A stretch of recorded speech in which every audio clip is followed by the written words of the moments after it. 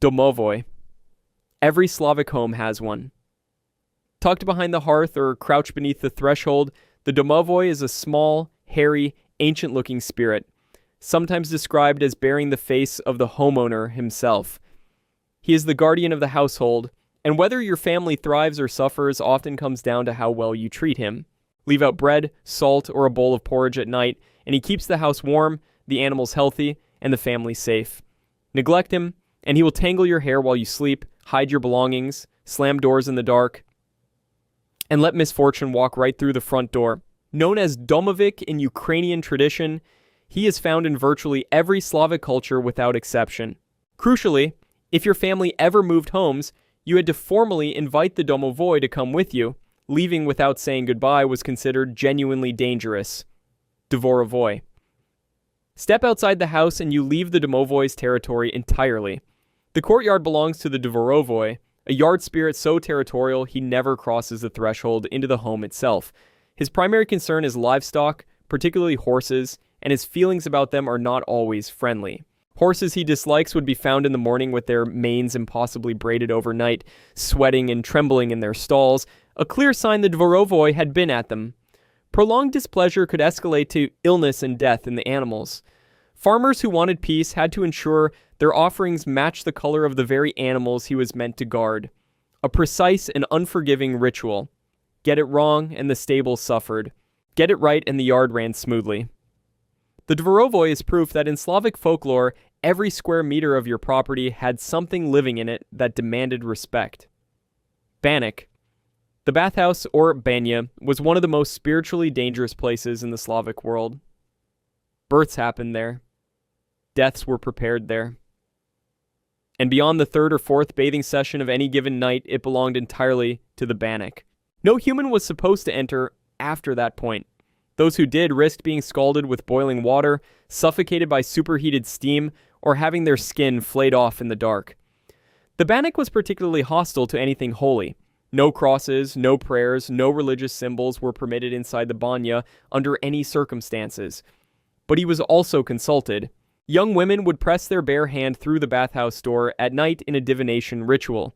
A gentle stroke meant good fortune and a happy marriage. Sharp claws raking across the skin meant death was coming. The banyo had no protection from the divine, which is exactly what made the bannock so terrifying. Kikimora. Not all household spirits are protectors. The Kikimora is the domestic nightmare, an emaciated, long-nosed creature that lives in the walls and works deliberately against you. There are two distinct types.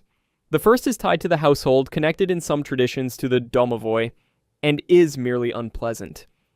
The second comes from the swamp and is sent into homes intentionally by sorcerers, making her a curse rather than a natural occurrence. This swamp variant is purely malevolent.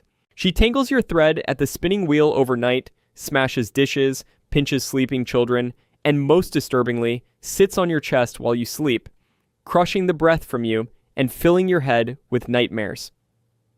Her name may derive from a Finno-Ugric spirit absorbed into Slavic tradition over centuries. Getting rid of her required specific rituals involving fern root and spoken incantations. She is the reason Slavic households treated every unexplained domestic disaster as potentially supernatural. Rusalka. The Rusalka is one of the most recognized figures in all of Slavic mythology, and the reality of what she is makes her far darker than her beautiful appearance suggests. She is not a mermaid. She is the spirit of a young woman who died violently, drowned, murdered, or who died before she could marry, and her unresolved death keeps her tied to the water.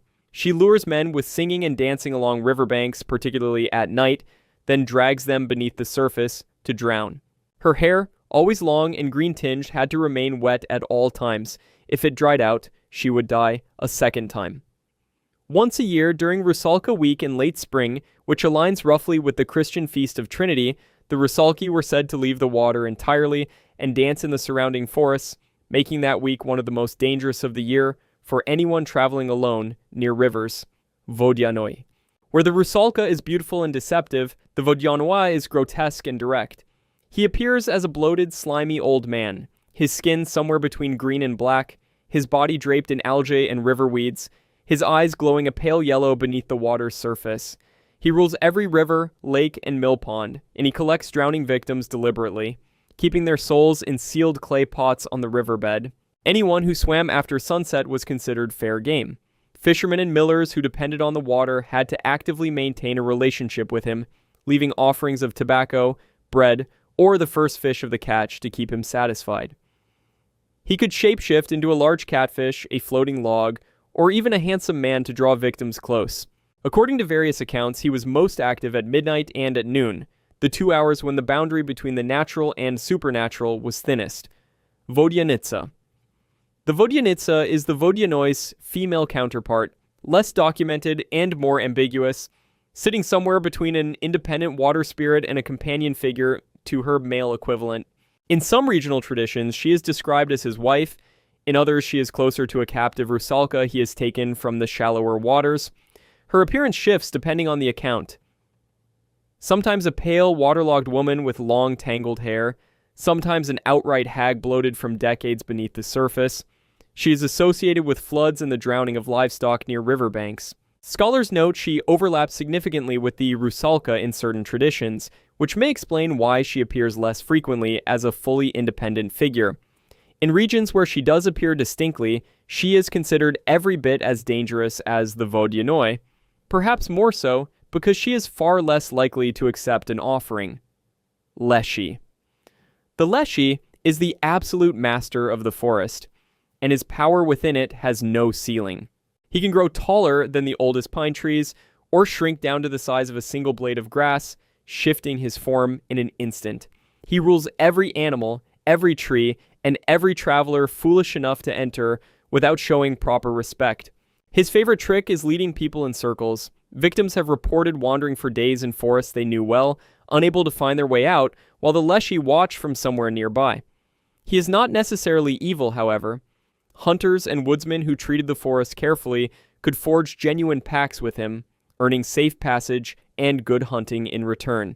He could be identified by subtle wrongness in his appearance, a pale blue-gray face, eyes that glowed faintly in the dark, and a coat buttoned on the wrong side. According to tradition, the one way to break his disorienting spell was to turn all your clothes inside out and swap your shoes to the opposite feet. Leishachika. Where the Lishi commands the forest, the Leishachika moves through it quietly. She is his wife in most accounts, a wild, disheveled woman whose hair is permanently tangled with leaves and branches, who drifts silently between the trees without disturbing a single one. She is less commonly documented than her husband, appearing in regional Ukrainian and Belarusian traditions more than elsewhere, but she carries her own distinct threat. According to some accounts, she steals unbaptized children from forest-adjacent villages, raising them as feral forest beings deep in the woods. She is also associated with the protection of deer specifically, and hunters who encountered an unusually calm, human-looking woman near a herd were advised strongly to leave without speaking to her. Some traditions treat her less as a separate entity, and more as the Leshy's feminine aspect. Either way, encountering her alone in the forest was not considered a good sign. Poludnitsa. At exactly noon on the hottest days of harvest season, when the sun is directly overhead and the fields are at their most brutal, the Poludnitsa appears. She comes as a beautiful young woman in a white dress, or as a spinning dust devil, or as a hunched old hag. The form she takes seems to depend entirely on her mood. Her name means Lady of Noon, and she approaches workers who are alone in the fields and forces them into conversation. The rules are simple and unforgiving. You must talk without stopping, and you must never stumble or fall silent, because the moment you do, she causes madness, stroke-like illness, or simply twists your head until your neck breaks. She is widely understood as a personification of heat stroke and the lethal danger of working through the noon hour. The only thing that could drive her away was the ringing of a church bell marking the end of the noon hour. One peal and she vanished until the next scorching day. Polevik. The Polevik owns the open field the way the Lishi owns the forest. He is a small, dark figure with wild grass growing directly from his scalp instead of the hair, and two eyes of distinctly different colors, one pale, one dark, which was considered a mark of supernatural origin across multiple Slavic traditions. He punished anyone who disrespected the land, and his preferred target was a worker who fell asleep in the fields during the working hours. He would creep up on sleeping laborers and suffocate them slowly, pressing down on the chest until they stopped breathing. Offerings left in the furrows of a freshly plowed field could keep him appeased, though the ritual required precision. The wrong offering was reportedly worse than no offering at all. He is less documented than the major spirits of Slavic mythology, but in agricultural communities where the harvest determined whether a family survived the winter, a hostile field spirit was not something anyone took lightly. Gamayun. The Gamayun has the body of a great bird and the head of a beautiful woman. And she lives on Buyan, the mythical island at the center of the world where the north wind originates and where elemental forces are said to be born. She speaks the will of the gods directly and sings the fates of both divine and mortal beings. To hear the Gamayun was a profound and terrifying experience. Her song carried genuine prophecy, and what she foretold came to pass. She is one of 3 sacred birds in Slavic mythology, each with a woman's face, each representing a different relationship between humanity and the divine. The Gamayun's specific domain is knowledge and fate, not the comforting kind, but the cold, clear-eyed variety that tells you exactly how things will end. She appears in Russian illuminated manuscripts and was depicted famously by artist Viktor Vasnetsov, cementing her image as a golden-feathered figure singing over a mist-covered sea. Alkonost. If the Gamayun tells you the truth, the Alkonost makes you forget it entirely. Also, a woman-headed bird of extraordinary beauty, the Alkonost song does not prophesy, it simply erases. Anyone who hears it forgets all past pain, all memory, all sense of self, replaced by a bliss so complete it becomes a kind of death. She is associated with Irie, sometimes called Viraj, the Slavic paradise where souls travel after death and where migratory birds go during winter. Once a year at the winter solstice, she lays her eggs directly into the sea, and while those eggs float on the surface, the water becomes completely calm. No storms, no waves, nothing. Sailors reportedly knew to watch for this stillness. Her name is believed to derive from the Greek mythological figure Alcyone through Byzantine cultural influence, making her one of the clearest examples of how classical mythology filtered into Slavic tradition over centuries of contact. Siren. The siren completes the trio of sacred birds, and she is the one you should genuinely fear. Her appearance is nearly identical to the Alkonost, woman's face, bird's body, extraordinary feathers, but where the Alkonost brings forgetful bliss, the siren brings death.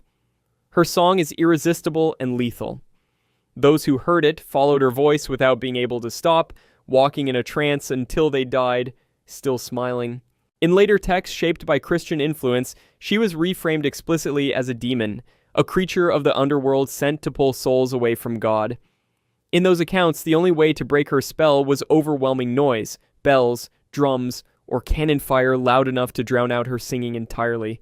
She and the Alchemist appear together frequently in Russian folk art, almost always facing each other, representing the two faces of the afterlife, the paradise that makes you forget yourself, and the darkness that swallows you whole. Viktor Vasnetsov painted them together in 1896. Firebird. The firebird is not a creature you can own. Every fairy tale that involves capturing one makes this abundantly clear. The hero always pays an impossible price. Its feathers burn with genuine golden light, and a single one, plucked and kept, can illuminate an entire room. Its eyes are said to gleam like crystal. Its beak is gold, and when it flies overhead at night, it leaves a trail of fire across the sky. It eats golden apples from enchanted gardens, fruit which, according to various tales, grants healing or immortality. The quest to capture the firebird appears across dozens of Slavic fairy tales, perhaps most famously in the tale of Ivan Trevich and the Grey Wolf.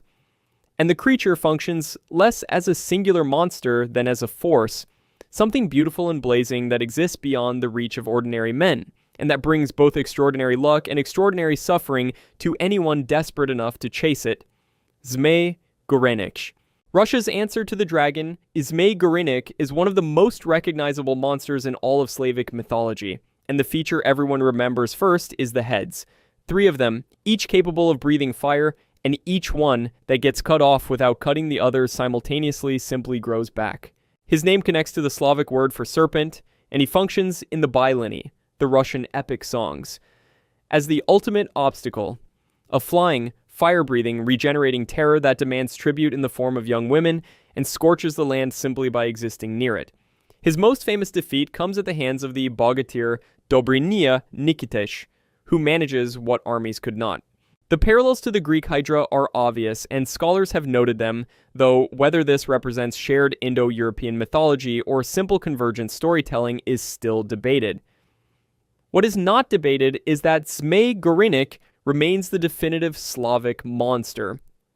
3 snarling heads, a scaled green body, and an entire genre of heroic tales built around the question of how you kill something that will not stay dead. Koshchei, the deathless. Koshchei cannot be killed, and the reason why is one of the most ingenious pieces of folkloric logic ever devised. His death is not inside him. He removed it and hid it in a needle, which is inside an egg, which is inside a duck, which is inside a hare, which is locked in a chest, which is buried beneath a specific oak tree on the island of Buyan. Every single layer of that chain must be found and destroyed in sequence before the needle can be broken and Koshchei can finally die. His name derives from the Slavic word for bone, which suits him. He appears as an enormous, gaunt, skeletal ancient man, impossibly thin, radiating cold malice. He commands armies, rides a supernatural horse, and crosses vast distances in moments. In fairy tale after fairy tale, he serves the same function. He has taken the hero's bride, and the hero must undergo an impossible journey to undo what Koshchei has done. He is effectively unkillable until someone is clever and persistent enough to follow the chain all the way to the end. Baba Yaga. Baba Yaga is the most famous figure in all of Slavic folklore, and she defies every category. She is not a villain. She is not a hero. She is a test. She lives in a hut that stands on chicken legs in the deepest part of the forest, spinning on its axis, with no visible door or windows unless she commands it to stop. Her fence is built from human bones and topped with skulls, their eye sockets glowing at night. She travels by flying inside a giant mortar, steering with a pestle, sweeping her tracks from the air behind her so she cannot be followed. She is ancient and frightening, described consistently as having iron teeth, an enormously long nose that touches the ceiling when she sleeps, and a skeletal frame so pronounced her legs are referred to simply as bone legs. Her hut stands at the precise boundary between the living world and the dead, making her a liminal guardian rather than a simple witch. Come to her correctly, politely, bravely, and without showing fear, and she will help you. Come to her incorrectly, and she will eat you. Strigoi. The Slavic vampire predates Dracula by centuries, and it is considerably stranger than the Hollywood version. The Strigoi, known as Upir in Russian, Wampir in Polish and Serbian traditions, was not a sophisticated nobleman. It was a revenant, a corpse that refused to stay dead, usually because the person had died violently, been excommunicated, or been buried incorrectly. It came back first for its own family, draining their life force gradually until they wasted away pale and weak, then moved outward to strangers. Prevention was the priority, burying the corpse face down, placing a sickle around the neck, or hammering a hawthorn or iron stake through the body before burial. The word vampire itself is Slavic in origin, first appearing in an 18th century Serbian document, which is a useful reminder that what became a global pop culture icon started as a genuine source of fear in Slavic villages, trying to explain why entire families sometimes sickened and died in sequence through a single winter. Mavka. The Mavka is the Rusalka's darker, stranger cousin, found predominantly in Ukrainian and Belarusian tradition. And the detail that defines her is one of the most unsettling in all of Slavic folklore. She has no shadow, she casts no reflection, and her back is hollow and open, her internal organs visible through the gap, which she conceals by never, under any circumstances, turning away from you. She is the spirit of a child who died unbaptized, or a young woman who died before marriage, and her unresolved death left her neither fully alive nor properly dead. She haunts field edges and forest borders at dusk in spring, emerging when the ice melts and returning to the earth when summer fully arrives. She kills not with water like the Rusalka, but with laughter, tickling victims to death, leading travelers in circles, or simply driving them mad. She became the subject of Lesia Ukrainka's celebrated 1911 play, Forest Song, which transformed her from a creature of folk terror into one of the most enduring figures in Ukrainian literature. If you want to see more, click the video on screen now.